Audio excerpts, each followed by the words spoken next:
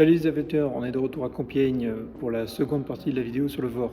Si vous avez raté la première partie, je vous mets le lien dans la fiche et dans la description. Et maintenant on va regarder la carte pour préparer ce vol à destination de Coulommiers. Allez, c'est parti. Donc on va décoller de Compiègne pour Coulommiers, LFPK. La route directe entre les terrains est tentante, d'autant qu'on peut s'appuyer sur la balise VOR du terrain Charlie Lima Mike sur la fréquence 112-90. Mais bon, sur le trajet, on a la TMA Paris 2. C'est une classe A impénétrable au VFR, dont le plancher est à 1500 pieds. Donc pour plus de confort, on va la contourner. Pour cela, on va s'appuyer sur le VOR de Montdidier, fréquence 113-65, et notamment son radial 140, qui nous permet de contourner l'angle nord-est de la TMA Paris 2, en restant bien dans le secteur vert, c'est-à-dire à gauche du radial. Pour revenir ensuite vers Coulommiers, on s'appuiera sur le radial 035 de la balise Charlie Lima Mike, en restant toujours à gauche de la route.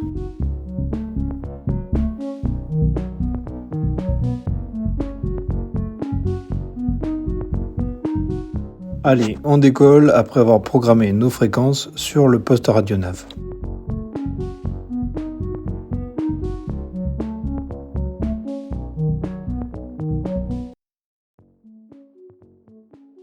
En montée initiale, l'altitude est insuffisante et le flag du VOR indique que l'on n'a pas la réception de la balise. Puis vers 300 pieds sol, le flag disparaît et le VOR commence à accrocher la balise de Montdidier. Donc, comment estimer la hauteur pour détecter une balise ? Eh bien, on utilise cette formule de calcul. Pas évidente, je vous l'accorde. Ce qui nous intéresse, c'est la hauteur minimale pour capter la balise pour une distance donnée. Elle est égale à la distance à la balise en nautique divisé par 1,23, le tout élevé au carré. Évidemment, il vaut mieux faire ces calculs avant de mettre en route le moteur de l'avion. Le VOR Mike Tango Delta est à 14 nautiques du terrain de départ, donc on trouve une hauteur mini de 130 pieds.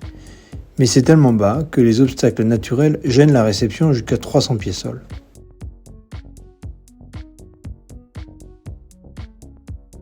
Les VOR de Châtillon et Coulommiers sont tous deux à environ 35 nautiques de Compiègne. La hauteur minimale de réception est donc de 800 pieds sol. En montant par la verticale du terrain, on prend le temps de confirmer la réception de la balise Charlie Tango Lima sur 117-60. À 1000 pieds, soit 700 pieds sol, on n'a pas encore de réception. Puis, comme prévu, vers 800 pieds sol, on voit disparaître le flag. Précisons quand même que l'exemple est simple et que toutes les balises sont à la même altitude. En plus, on se rapproche de ces deux balises et elles seront visibles tout au long du trajet.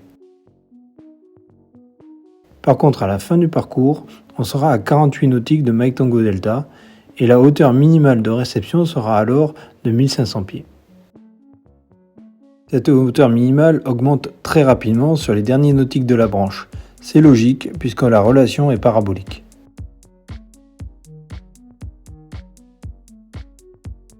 Il est judicieux de réaliser ces calculs pour des navigations dans l'espace aérien inférieur afin de s'assurer qu'on aura toujours une balise à sa disposition.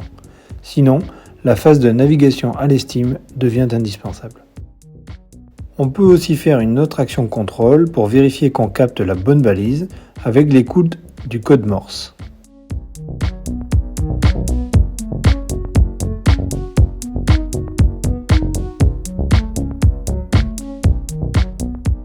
Sur le poste, on sélectionne le mode nav.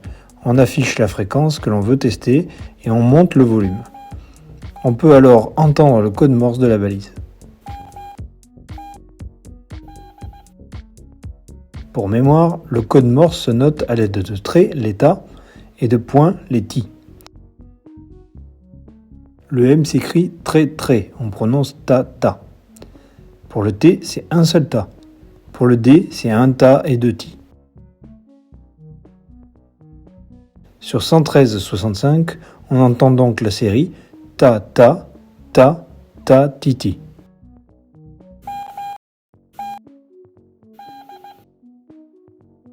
Pour se préparer à ce contrôle, il suffit de noter avec les informations de RadioNav la séquence Morse sur le log de nav et de la comparer avec la bande son.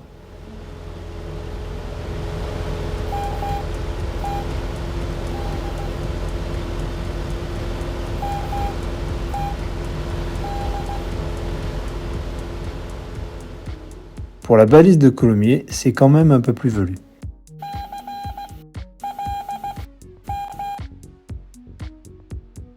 Après ces contrôles avant départ, nous mettons le cap vers le sud pour débuter notre navigation.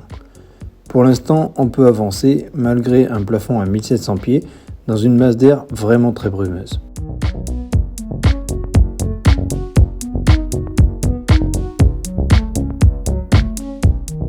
On règle le radial 140 de la balise de Montdidier et on converge vers celui-ci en longeant la rivière. Durant cette branche, on s'approche du radial de Mike Tango Delta, mais l'objectif est de ne pas le dépasser. On vire donc à gauche avant de le croiser pour rester dans le secteur vert. En pratique, durant la navigation, on surveille l'aiguille du VOR et on s'arrange pour virer quand elle est légèrement à droite du repère central, soit une ou deux divisions. Une fois à ce niveau, on affiche la route au 140 et on surveille l'aiguille pour qu'elle reste à droite. Si l'avion quitte le secteur vert, il y a un risque de pénétration dans la TMA. Dans ce cas, on corrige sensiblement vers la gauche.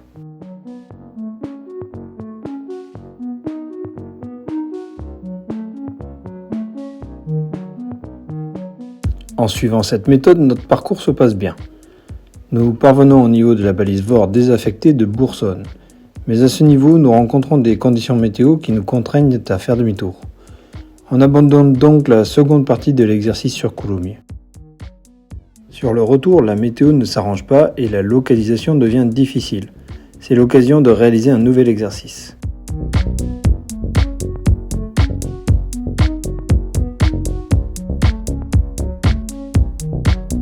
En constatant qu'on est peut-être égaré, on décide de 3 mesures simples. Ralentir pour se donner du temps, se mettre en virage pour arrêter d'avancer et prendre des repères au sol. L'idée est de décrire un hippodrome en palier entre deux villages, le temps de faire le point en utilisant l'axe d'une route. Cela nous permet de ne pas nous décaler pendant qu'on réalise la mesure. On consulte sommairement la carte et on voit qu'on est probablement dans cette zone verte. 2 balises sont à proximité, Charlie Tango Lima et Mike Tango Delta. Eh bien, on va les utiliser pour notre relevé de position, donc on mémorise les fréquences de ces 2 balises.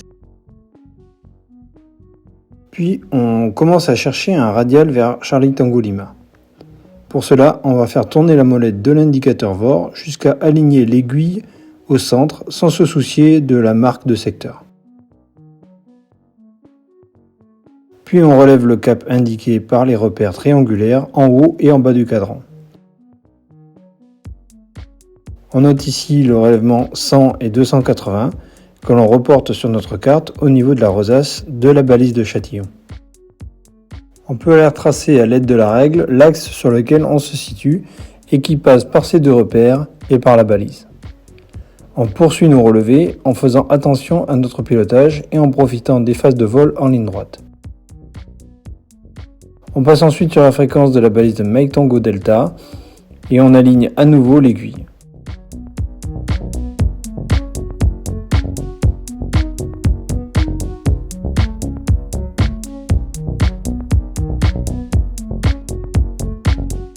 On trouve alors les relèvements 140 et 320. On les reporte ensuite sur la rosace de la balise de Mike Tango Delta et à l'aide de la règle, on place alors un second axe. À la croisée des 2 traits, on situe donc approximativement notre position. On est bien sur la voie ferrée à l'est de Crépy-en-Valois. Parfait, on a levé le doute sur notre position et vu la météo, on rentre directement à Compiègne et ce sera la fin de l'exercice. Voilà, nous arrivons au terme de cette seconde vidéo sur le VOR. Si vous connaissez bien le sujet, vous regretterez sans doute des impasses. Je vous invite alors à laisser quelques commentaires, mais gardons quand même en tête qu'on cherche ici des recettes simples. De toute manière, la disparition des balises et l'avènement des GPS à bord des machines nous amènent pratiquement à considérer cette vidéo comme une page d'histoire. Très prochainement, les 2 balises que nous avons utilisées seront d'ailleurs désaffectées. J'espère que ces 2 vidéos vous auront plu et qu'on se retrouvera prochainement sur la chaîne Aviateur. Et si vous voulez compléter vos connaissances, je vous mets un lien en description et dans la fiche, 2 vidéos de Good Pilot et Aerocockpit sur le sujet de la radionavigation. Allez, bon vol à tous!